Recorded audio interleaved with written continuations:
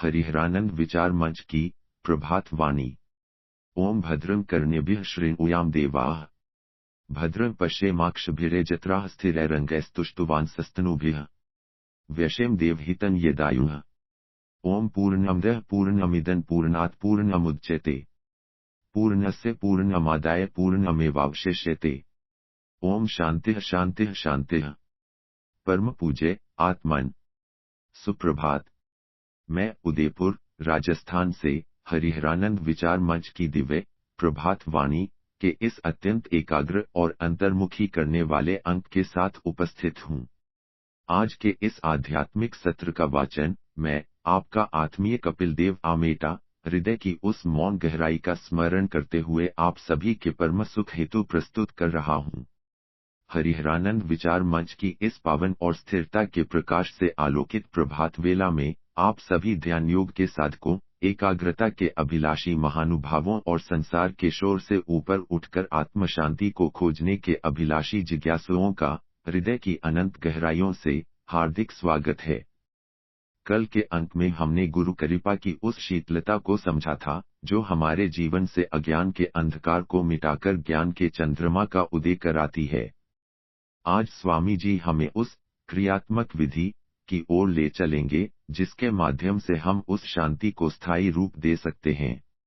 आज हम जानेंगे कि एकांत का वास्तविक अर्थ क्या है और वह कौन सा स्थान है जहां पहुंचकर परमात्मा स्वयं हमसे बात करने लगते हैं। आज की वाणी हमें सिखाएगी कि कैसे मन और श्वास का संगम ही सच्ची साधना का आधार है। श्रीमद् भगवद गीता से दिव्य प्रेरणा। प्रिय श्रोताओं, मन की स्थिरता और श्वासों का संयम ही वह द्वार है जिससे हम आत्मा के साम्राज्य में प्रवेश करते हैं। भगवान श्री कृष्ण ने गीता के दिव्य उपदेशों में ध्यान योग और इंद्रिय निग्रह के विषय में जो अमृत वचन कहे हैं, वे प्रत्येक साधक के लिए मन को वश में करने का अचूक उपाय हैं। श्लोक। प्रशांतम न संह्येनं योगिनं सुखमुत्तमम्, उपैति शांतर् स ब्रह्मभूतमकल्मषम्। श्रीमद् भगवद गीता अध्याय 6 श्लोक 27। व्याख्या और भावार्थ। इस अत्यंत गहन और साधनाप्रक श्लोक में योगेश्वर श्री कृष्ण ध्यान की पराकाष्ठा का वर्णन करते हुए कहते हैं कि जिसका मन भली भांति शांत है, जो पाप से रहित है और जिसका रजोगुण शांत हो गया है, ऐसे ब्रह्मा रूप हुए योगी को उत्तम सुख यानी परमानंद स्वतः ही प्राप्त हो जाता है। यहाँ भगवान स्पष्ट कर रहे हैं कि परमानंद की प्राप्ति के लिए कहीं बाहर जाने की आवश्यकता नहीं है, बल्कि अपने मन को प्रशांत करना ही पर्याप्त है। जब मन की भागदौड़ रुक जाती है और सांसारिक विषयों के प्रति जो चंचलता है वह शांत हो जाती है, तब साधक स्वयं ब्रह्मा का रूप बन जाता है। इस स्थिति तक पहुंचने का मार्ग ही ध्यान और श्वास का लयबद्ध होना है। जब तक मन और प्राण अलग अलग दिशाओं में भागते हैं, तब तक अशांति बनी रहती है। जैसे ही ये दोनों एक बिंदु पर मिलते हैं, वैसे ही वह उत्तम सुख प्रकट हो जाता है। आज का हमारा दोहा इसी मन की साधना और आंतरिक एकांत के रहस्य को स्वामी जी के अमृतमयी शब्दों में अभिव्यक्त करता है। दोहा 59, एकांत में सत्य। अब हम पूज्य स्वामी जी की दिव्य वाणी से निकली हरिहरानंद दोहावली के इस 59वें पावन सूत्र को अपने जीवन में धारण करेंगे। दोहा पाठ। मन को साधो ध्यान से, श्वास को कर शांत। विभूति कहत सोई है, साधन का एकांत। भावार्थ। यह दोहा सत्य की खोज के लिए एक अत्यंत व्यावहारिक और क्रियात्मक विधि हमारे समक्ष प्रस्तुत करता है। स्वामी विभूति शंकर जी कहते हैं कि साधना की सफलता के लिए सबसे पहले मन को ध्यान के द्वारा नियंत्रित और अनुशासित करना चाहिए। इसके साथ ही अपनी श्वास को भी शांत, धीमा और लयबद्ध करना अनिवार्य है। स्वामी जी एक क्रांतिकारी सत्य उद्घाटित करते हैं कि मन और श्वास का यह संयमित मिलन ही वास्तव में साधन का एकांत है। यहाँ एकांत का अर्थ केवल भौगोलिक या बाहरी एकांत, जंगलों या गुफाओं में जाना नहीं है, बल्कि इसका वास्तविक अर्थ मन का एकांत है।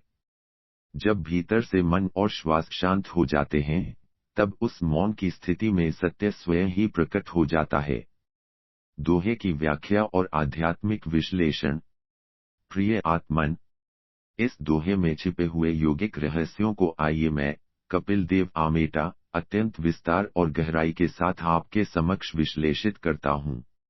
एक मन को साधो ध्यान से, एकाग्रता का महत्व। हमारा मन एक जंगली घोड़े की तरह है, जो निरंतर भूतकाल की यादों और भविष्य की कल्पनाओं में दौड़ता रहता है।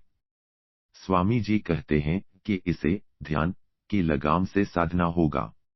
ध्यान का अर्थ यह नहीं है कि हम विचारों से लड़ें, बल्कि इसका अर्थ है विचारों के प्रति सजग होकर उन्हें शांत होने का अवसर देना।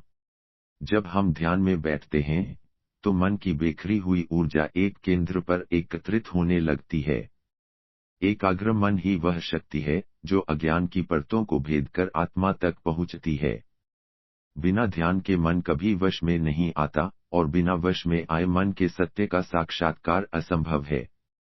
दो श्वास को कर शांत, प्राण और मन का संबंध। स्वामी जी एक बहुत ही वैज्ञानिक तथ्य बताते हैं कि मन और श्वास एक ही सिक्के के दो पहलू हैं। यदि आप ध्यान दें, तो जब मन अशांत या क्रोधित होता है, तो श्वास की गति तेज हो जाती है, और जब श्वास शांत और धीमी होती है, तो मन भी स्वतः ही शांत होने लगता है। श्वास को शांत करने का अर्थ है प्राणायाम के माध्यम से उसे लयबद्ध करना। जब हमारी श्वास लंबी, गहरी और शांत होती है, तो हमारे मस्तिष्क की कोशिकाएं शांत हो जाती हैं, और हम एक गहरे विश्राम का अनुभव करते हैं। यह शांति ही वह आधार है जिस पर साधना का महल खड़ा होता है। 3 साधन का एकांत। आंतरिक एकांत की परिभाषा। अक्सर लोग समझते हैं कि एकांत का अर्थ है लोगों से दूर चले जाना। लेकिन स्वामी जी कहते हैं कि आप हिमालय की कंदरा में भी बैठ जाएं और मन में बाजार की बातें चल रही हों, तो वह एकांत नहीं है। इसके विपरीत, यदि आप भीड़ के बीच में हैं और आपका मन और श्वास शांत है, तो आप वास्तव में एकांत में हैं। साधन का एकांत वह स्थिति है जहां बाहर चाहे जितना भी शोर हो, आपके भीतर एक अखंड मौन बना रहता है। यह एकांत स्वयं के साथ जुड़ने का स्थान है, जहां केवल आप और आपका ईश्वर शेष रह जाए, वही सच्चा एकांत है।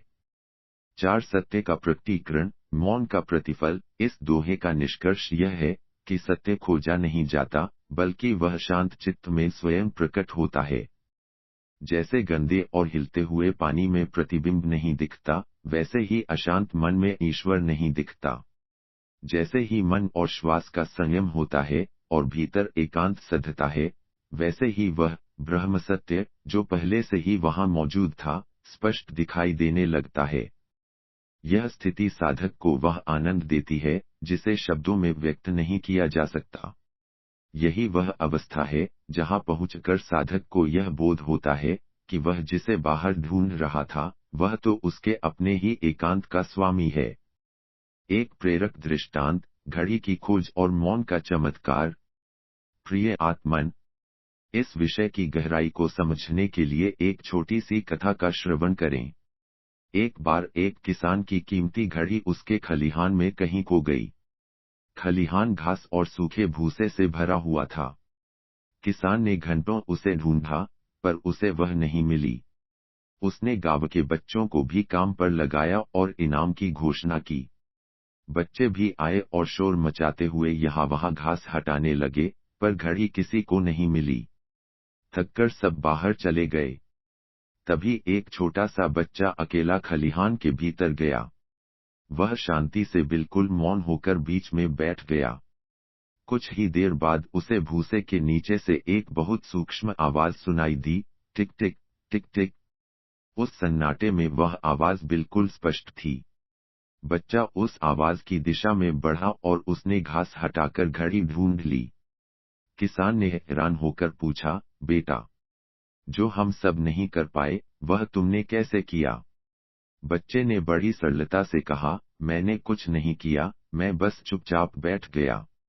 जब शांति हुई, तो घड़ी ने खुद अपनी आवाज से मुझे बता दिया कि वह कहाँ है। यह कथा हमें सिखाती है कि हमारे भीतर की आत्मा भी निरंतर अपनी आवाज दे रही है, लेकिन संसार और मन के शोर में हम उसे सुन नहीं पाते। जैसे ही हम एकांत में शांत होकर बैठते हैं, वह सत्य स्वयं हमें मिल जाता है। आज का संकल्प और साधना सूत्र। प्रिय आत्मन, इस वाणी को अपने जीवन के व्यवहार में उतारने का प्रयास करें। आज के लिए आपका विशेष संकल्प यह है। आज आप दिन में कम से कम 2 बार 15-15 मिनट के लिए पूर्णतः एकांत का अभ्यास करेंगे। इस दौरान न आप मोबाइल छुएंगे, न किसी से बात करेंगे। आप बस चुपचाप बैठेंगे और अपनी आती जाती श्वास को देखेंगे। श्वास को धीरे धीरे और गहरा करने का प्रयास करेंगे।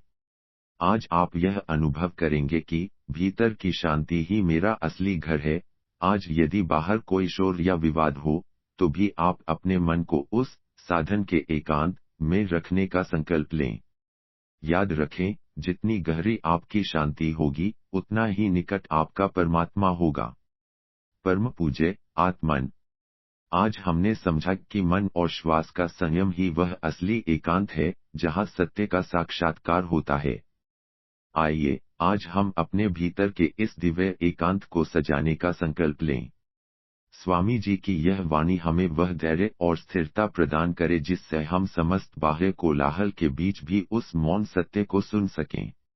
इन्हीं दिव्य विचारों, पावन संकल्पों और परम पूज्य स्वामी जी के अनंत आशीर्वाद के साथ मैं कपिल देव आमेटा आज की इस प्रभात वाणी को यहीं विराम देता हूँ।